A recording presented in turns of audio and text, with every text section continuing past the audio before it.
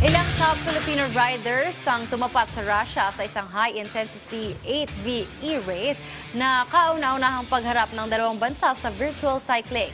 May report si teammate Jamaica Bayaka. Ito ang kauna-unahang pagkakataon na kalaban ng Pilipinas ang Russia sa isang 8-8 e-race.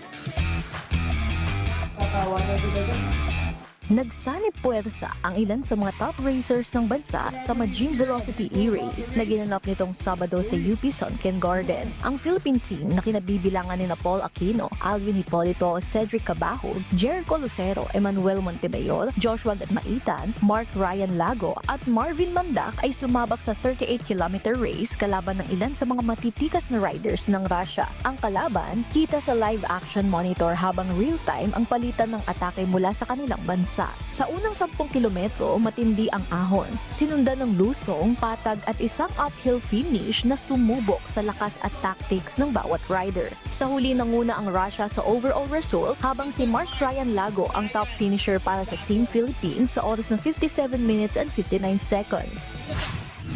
Mahirap pala kalabanin ng sa abroad pag ganito sa smart trainer, and yun, ginawa namin ng best namin para habulin yung nasa breakout, pero yun, ayun lang lumabas sa resulta. Sa amin, papetiks-petiks lang yung laro, yung ginawa naming training, pero di rin kami nagpapauli kung sa mga gantong event. Kasama rin sa Best Philippine Riders ang two-time e-race champion Paul Aquino at Jericho Lucero na naghatid ng malakas na performance para sa bansa. Masaya pa rin po kasi kahit papano naka-top 3 pa po. Kasi ibang-iba po kasi yung laro ng smart trainer kumpara sa normal na kalsada. Talagang hindi pwede na free wheel tsaka talagang kailangan tuloy-tuloy yung sipa. Yung challenging part ngayon is yung dalawang ahon. Kasi sa Pilipinas, usually, sanay kami sa 4 to 5 watts per kilo. Yung Russia, sanay sa mga 6 to 7 watts. Kaya medyo lumamang sila ngayon sa ahon. Sila European Iba na yung level nila sa Asian. Kahit kumbaga sa NBA sila ka-PBA lang. Parang ganun yung gap natin sa kanila.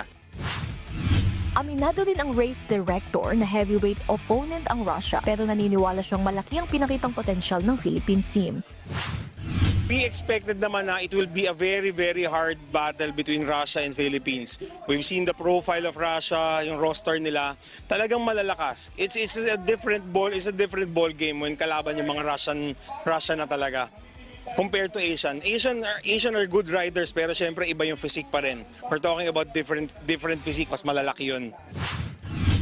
Higit sa karera, layo ng event na palawakin ng e-racing at i-level up pa ang concept ng Race Beyond Borders na nagbubukas sa mas malalaking international match-ups. We are anticipating more races in the coming months. We are setting up local races, national races. Pero eventually, ang goal natin talaga is maimbitahan tayo abroad. Race Beyond Borders. Tapos na tayo sa Pilipinas. Exciting ang cycling sa Pilipinas pero we'll make it more exciting abroad. Traditional man o e-racing, patunay na kayang makipagsabayan ng Pilipinas sa mga top international cyclists. Jamaica Bayaka para sa Atletang Pilipino.